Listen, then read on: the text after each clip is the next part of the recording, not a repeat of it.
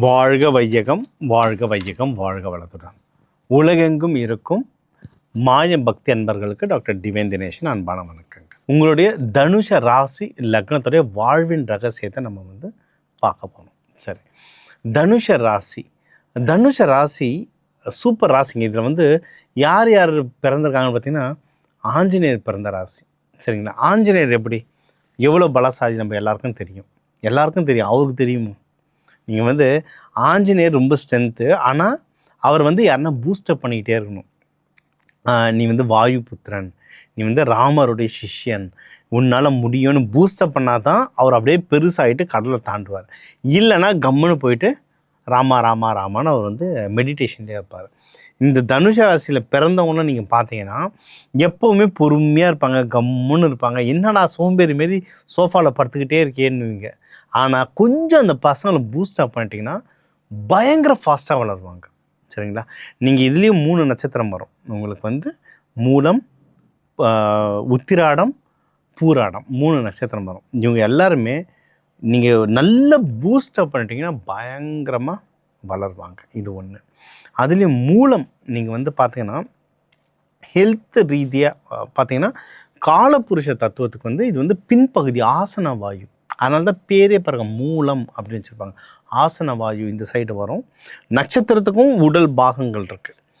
இவங்களுக்கு எல்லாருக்கும் இல்லை, பட் நிறைய பேருக்கு இதில் அந்த ஆசன வாயு சைடு ஏதாவது ஒரு இஷ்யூஸ் வரும். இது நான் எத்தனையோ ஜாதகங்கள் பார்த்தாச்சு. சரிங்களா? இது வரைக்கும் வரலன்னா சந்தோஷம், வர வாய்ப்புகள் இருக்குது. அதனால் அந்த இடத்த எப்போவுமே நீங்கள் க்ளீனாக வச்சுக்கிறது ரொம்ப நல்லது. இதில் கலர் தெரப்பிலலாம் சொல்லுவோம், இந்த கலர் ட்ரெஸ்ஸஸ் போடுங்க. இவங்கெல்லாம் இன்னர்ஸ்லாம் ஒயிட் கலர் இல்லை ரெட் கலரில் போடுறது ரொம்ப நல்லது. ஏன்னா மூலம் அந்த ரூட், மூலாதார சக்கரம் இதை வலுப்படுத்த உடம்பு ஆட்டோமேட்டிக்காகவே ஸ்ட்ராங் ஆகும். அதனால தான் நம்ம இங்கே மூல நட்சத்திரத்துக்கு ஆஞ்சநேயர் சொல்கிறோம். வடக்கில் பார்த்திங்கன்னா செவ்வாய்க்கும் ஆஞ்சநேயர் சொல்லுவாங்க. மூல நட்சத்திரம்ன்றது சிகப்பு, செவ்வாயோடு இருக்கிறது. ஆஞ்சநேயர் கும்பிட உடம்பு ரொம்பவே ஸ்ட்ராங் ஆகிட்டே வரும். இது ஒன்று. இன்னொன்று, இவங்களுக்கு மேரேஜ் லைஃப் எப்படி இருக்கும் அப்படின்னு பார்த்தீங்கன்னா, நீங்கள் இவங்களுக்கு அப்படியே 7ஆம் வீடு எதுன்னு பார்த்தீங்கன்னா மிதுனம். இவங்க குருவோட வீடு, ஆண் வீடு, நெருப்பு வீடு, குரு பகவானுடைய வீடு. இவங்க நெருப்புலேயே எப்படின்னா ரொம்ப விளக்கில் எரியிற நெருப்பு மாதிரி. நெருப்புனா இப்போ சூரியனும் நெருப்பு தான். சிம்மம் எல்லாருக்கும் வெளிச்சம் தருவாங்க, எல்லாரையும் ஆதிக்கம் பண்ணுவாங்க. நீங்கள் மேஷம்லாம் பார்த்தீங்கன்னா அதுவும் நெருப்பு வீடு. ஆனால் அவங்க ஃபாஸ்ட் வாரியர், முருகர் மாதிரி சட்டுன்னு கோவப்படுறது, வாடா சண்டை, டக்குன்னு ஓடுறது, போர்க்கடவுள். இந்த நெருப்பு தனுஷ வீடு நெருப்பு வேற மாதிரி. இது தீபம் மாதிரி. ஒரு இருட்டு ரூமில் ஒரு அகல் விளக்கில் போய் தீபம் ஏற்றினீங்கன்னா எப்படி இருக்கும்? அந்த ரூமே பிரகாசம் ஆகிடும்ல, அந்த மாதிரி இவங்க. ஏன்னா இது குருவோடைய வீடு. இவங்களுக்கு நல்ல அறிவு இருக்கும், நிறைய நாலேஜ் இருக்கும், ரொம்ப ஹானஸ்ட்டாக இருப்பாங்க. மெயினாக அம்மா பிள்ளையாக இருப்பாங்க, இல்லை குடும்பத்துக்கு அடக்கமான பிள்ளை. ஒரு படத்தில் நம்ம தனுஷ் சார் நடித்த படம் கூட இருக்க, தங்க மகன் அப்படின்னு இருக்கும். தங்கம்ன்றதே குரு பகவான் தான். தங்க மகன்றது பக்க குரு. அவங்க குருவில் பிறந்த பிள்ளைங்க, ஆணோ பெண்ணோ யாராக இருந்தாலும் அந்த குடும்பத்துக்கு அடங்கினது. அது சொல்லுவாங்கள்ல, நம்ம தெருவில் ஒரு வீடு இருக்கும், அந்த பையன் மட்டும் ரொம்ப நல்லா இருப்பான். அவனால் நம்மளுக்கு பிரச்சனை தான். அந்த பையனை பாரு எவ்வளோ அமைதியாக இருக்குது, அந்த பையனை பாரு எவ்வளோ நல்லா படிக்குது, அந்த பையனை பாரு எவ்வளோ ஒழுக்கமாகுது, அந்த பையனை பாரு நிறைய ஃப்ரெண்ட்ஸுங்களை சேராமல் வீட்டுக்கு டைமுக்கு வந்துடுதுன்னுவாங்கல்ல. அந்த ஒரு பையன் இல்லை அந்த ஒரு பொண்ணு யாருன்னு பார்த்தா மோஸ்ட்லி தனுஷ ராசியோ லக்னமாக இருப்பாங்க. வீட்டுக்கு அடங்கினது ரொம்ப ஹானஸ்ட்டாக இருப்பாங்க. இவங்களுக்கு வர ஹஸ்பண்டோ ஒய்ஃபோ பார்த்தீங்கன்னா மிதுன ராசியில் இருக்கவங்க ரொம்ப ஜாலியான கேரக்டர். அதை சொன்ன எப்போவுமே நம்மளுக்கு ஆப்போசிட்டாக தாங்க அமையும். அதாவது நம்ம பூட்டுனா சாவி, பூட்டுக்கும் சாவிக்கும் எதாவது சம்மந்தம் இருக்கும். பூட்டு பெருசாக இருக்கும், சாவி மெலிசாக இருக்கும். ஆனால் அந்த சாவி போட்டு தான் பூட்டு திறக்கும். அந்த மாதிரி தான் ஹஸ்பண்ட் ஒய்ஃப் லைஃப்பும். இவங்கக்கிட்ட இல்லாத விஷயத்தை பூர்த்தி செய்ய தான் ஹஸ்பண்டோ ஒய்ஃபோ வராங்க. வர ஹஸ்பண்ட் ஒய்ஃபோ இவங்களுக்கு ரொம்ப ஜாலியானவங்க, அறிவு கூர்மையாகவே அமைப்பாங்க. ஏன்னா தனுஷ வீடு குரு பகவான் வீடுன்றதுனால இவங்க அவங்களுக்கு என்ன கல்யாணம் பண்ணுற தகுதி இருக்கா, அவங்களுக்கு நல்ல அறிவு இருக்கா, நல்ல ஸ்டேட்டஸ் இருக்கா, நல்ல ஃபேமிலின்றதை இவங்க வெரிஃபை பண்ணி தான் இவங்க பண்ணுவாங்க. ஸோ நல்லாவே இவங்களுக்கு ஹஸ்பண்ட் ஒய்ஃபை நல்லபடியாக அமையும். இவங்களுக்கு கரியர் அப்படின்னு எடுத்துக்கிட்டிங்கன்னா குரு வீடுன்னு நம்ம சொன்னதுனால குருனா யார்? ராஜாக்கே இப்போ ராஜாவே யாருக்கும் வணக்கம் பண்ண தேவையில்லை. ஆனால் குரு வராருன்னா அந்த சிம்மாசனத்தில் எழுந்துப்பாங்க. இவங்க வந்து இவங்க ராஜாவாக இருக்க மாட்டாங்க, ஆனால் ராஜாவையே வழி நடத்தவங்களாக இருப்பாங்க குரு. சரிங்களா? அப்போது இப்போ நிறைய நீங்கள் வந்து சிஎம் பிஎம்ஏ பார்த்தீங்கன்னா அவங்களுக்கு வந்து ஒரு குருவோ ஒரு கன்சல்டண்ட்டாக இருப்பாங்க. பெரிய பெரிய சிஇஓஸ்லாம் பார்த்தீங்கன்னா டைரக்டர்ஸ்லாம் பார்த்தீங்கன்னா அவங்களுக்கு எப்பயுமே ஒரு மென்டார்ஸ் இருந்துக்கிட்டே இருப்பாங்க.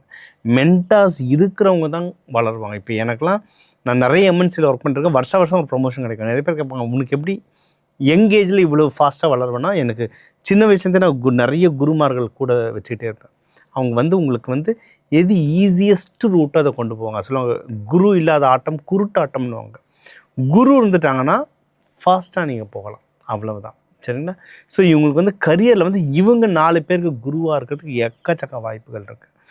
மிடில் மேனேஜர்ஸ் நிறைய பேர் இப்போ நீங்கள் வந்து பெரிய பெரிய கம்பெனிகளில் போனீங்கன்னா சீனியர் மேனேஜர்ஸ், டைரக்டர்ஸ் அந்த ரோலில் இருப்பாங்க. நீங்கள் கவர்மெண்ட் கம்பெனிங்களே போனீங்கன்னா டாப்பஸ்ட்டு பொசிஷனாக கொஞ்சம் பேர் இருப்பாங்க, இந்த எக்ஸிக்யூட்டிவ்ஸ்லாம். ஆனால் அந்த மிடில் லேயர் சீனியர் மேனேஜ்மெண்ட்டில் நீங்கள் பார்த்தீங்கன்னா நிறைய பேர் குருவில் இருப்பாங்க. சரி, இது ஒன்று. இவங்க வந்து எந்த தெய்வத்தை வழிபட்டால் நல்லது அப்படின்னா, குருன்றதுனால உங்களுக்கு வந்து தட்சிணாமூர்த்தி வழிபாடு ரொம்ப நல்லது. நவகிரகங்களில் குரு பகவான் இருப்பார். அந்த குரு பகவானை வழிபாடு பண்ணுறது நல்லது.